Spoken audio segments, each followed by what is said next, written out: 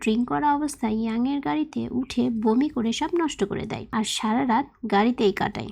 গো ইয়াংকে sorry বললে young লম্বা একটা লিস্ট ধরিয়ে দেয়। গোয়ের ফোন অফ হয়ে যাওয়ায় কিছু টাকা ক্যাশ দেয় আর বাকি টাকা পাঠিয়ে দিবে বলে। ইয়াং তখন রাতের ভিডিও দেখিয়ে বলে টাকা না দিলে এটা সে সোশ্যাল মিডিয়ায় ছেড়ে দিবে। এদিকে মিয়াং এর সাথে শুট ভালো হওয়ায় ট্যাং আর গো সুজানকে অফিসে পার্মানেন্ট করে দেয়। পরে ওর কলিগদের বলতে শোনে তারা সুজানকে একটুও পছন্দ করে না। এতে সুজান অনেক বেশি হার্ট হয়ে যায়। এরপর ট্যাং মিয়াংকে ফোন করে, বাট সুজান ফোনটা রিসিভ করে না।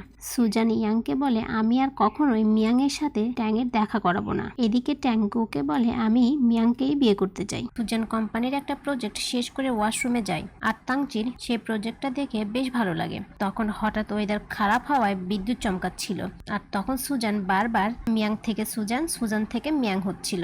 ওর চুরিও ঠিকমতো কাজ করছিল না। এমন সময় ট্যাং ওখান দিয়ে যেতে যেতে মিয়াংকে ফোন করে। তখন সুজান ঘাবড়ে গিয়ে ফোনটা হাত থেকে পড়ে যায় আর শব্দ পেয়ে ট্যাং সেখানে চলে আসলে সুজান ধরা পড়ার ভয়ে ট্যাংকে জড়িয়ে ধরে। এরপর মাথায় আঘাত করে বেহুশ করে দেয়।